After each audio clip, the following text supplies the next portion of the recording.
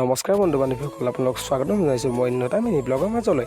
আজি একাপ চাহ আৰু অলপ জলপানৰ পৰা ভিডিঅ'টো আৰম্ভ কৰোঁ। এজনী হ'ল আমাৰ অনুধ্যা আৰু এইফালে হ'ল এজনী আৰাধ্যা আৰু এইফালে ধুনীয়াকৈ ছোৱালীজনী হ'ল আমাৰ পৰি, মানে মই দিয়া নাম, তাই আকাশৰে পৰি দেই। এইখন হ'ল মামাই দিয়া স্কুটি আৰু এইফালে হ'ল এইখন আমাৰ ভিনদৈ নতুনকৈ স্কুটিখন ল'লে, অলপ দেখুৱাই দিওঁ বুলি ভাবি দেখুৱাই দিলোঁ।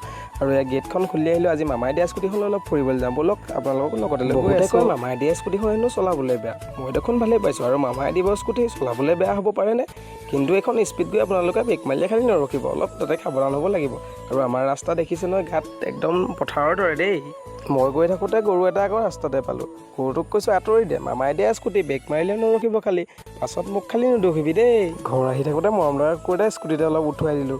স্কুটিত উঠুৱাই পিনি তাৰ মালিকক মই গতাই থৈ আহিলোঁ। আৰু কি মৰম লগা কুকুৰটো আছিল দেই। এতিয়া ঘৰ যাওঁ, কুকুৰটো দিলোঁ হয়, ৰাতিটো কুকুৰটোলৈকে মই আজি মনত পৰি গ'ল, কি মৰম লগা আছিল। আহি পাই ভিডিঅ'টো ইমানেই আছিলে, কটা ভিডিঅ'টো লগ পোৱাৰ প্ৰতিশ্ৰুতি আজিলৈ আপোনাক ইয়াতে